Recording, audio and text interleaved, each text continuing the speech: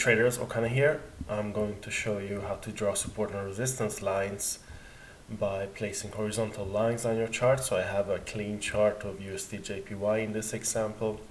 Of course, you can work on any asset with candlesticks like this. So what you want to do, or rather what I do, is to begin with a higher time frame and start placing my line. So if you wish, you can go to horizontal line properties and you can select a different color and the shape of your line for different time frames, so you know when you have a major resistance or support line. If you want to organize it like that, I mean, it's a great idea.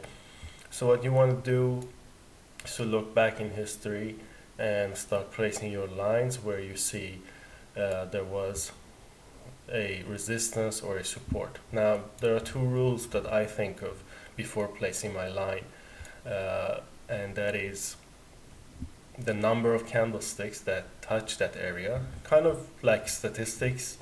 When something happens often, you expect it to happen again, right? So the first rule is the number of touches. You want to place your line in an area where there were multiple touches from the candlesticks. And the second rule is the volume also. So the volume is also important. What do I mean by volume? The size of the candlesticks in relation to the other candlesticks in that area. So for example, if we look back here, we can see a big drop in this area, which means sellers entered this area, and you can see if we had a line here, you can see it became resistance here, and then you got the breakout. So but let's focus on this first line here. You can see if we go back, it got broken, price retraced back up, became resistance, now it got broken again, became support, and price made a higher low here at this line again, and then it got broken, retraced back up. So history repeated itself, and as expected again here it got repeated. Remember, this is the monthly chart, so we had a high volume. So if price continues up, we will most likely see a short retracement down before it either breaks and continues or moves further down. You can also place them in areas where you see higher lows. For example, here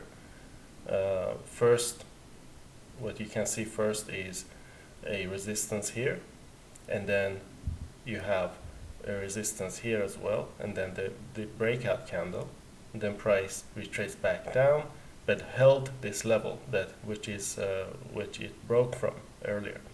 So price broke out, retraced down, held the level. So that means that the resistance became support line, and price continued up, and then when it fell down, you would expect the same level to hold, and as you can see, it did hold. And remember, again, this is the monthly chart, so it held for several months just like before. And let's move down to the weekly time frame this time. See what we got. You can see the lines we placed on the monthly charts. Remember, these were from the monthly. We go back, we can see lots of areas here as well. You can see price declining. So again, let's change our lines. Let's see, this is the weekly, so let's give it another color so you see the difference. So what we see here is a drop on this candle. You see how it went straight down, and then you got the retracement back up. But of course, even if you didn't know that at the time, you see the support. Again, with the support here, there was support. There was some struggle here, but then it held, and then the big drop. So when price was moving up, you could expect it to retrace to this area. So that's how you can tell future price action. And you have seen that in my other videos before, how I have forecasted what can happen, and you see that it works.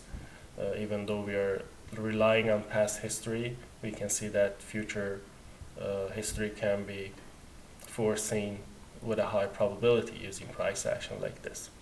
And again, if we place another line based on just these two, okay, we see another low from which price retraced back up, and then it fell, it got broken again, retraced back up, and fell, and then when it started to move up, again we could expect this area to be reached. As you can see, it did work. Again, we could have traded this area as well. Now let's go to the daily charts.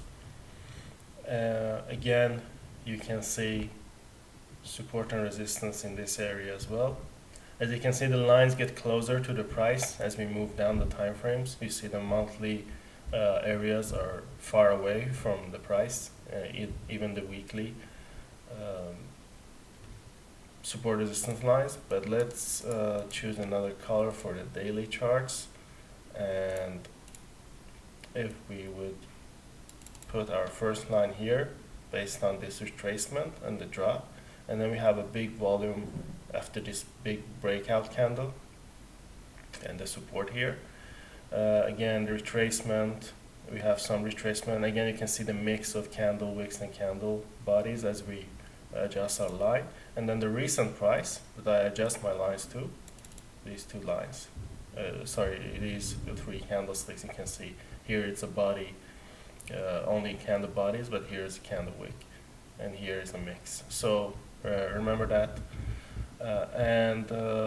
So this is the recent support on the daily, and here again you can see we have a candle wick, but we have a candle body, large volume dropping, and again a support area.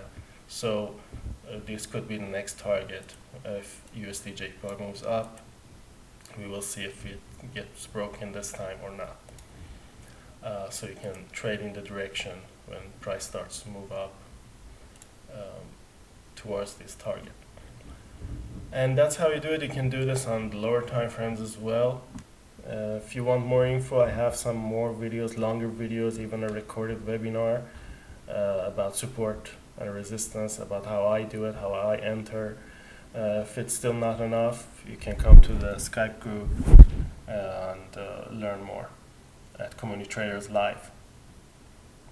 And also I have this article that you should read from Michael about support and resistance lines. I will put the links below. It's very well explained on how to draw a support and resistance line. So read this and then rewatch this video, watch our other support resistance videos and the examples I have made from live trades that I uploaded and told you about how I placed my line, how I entered.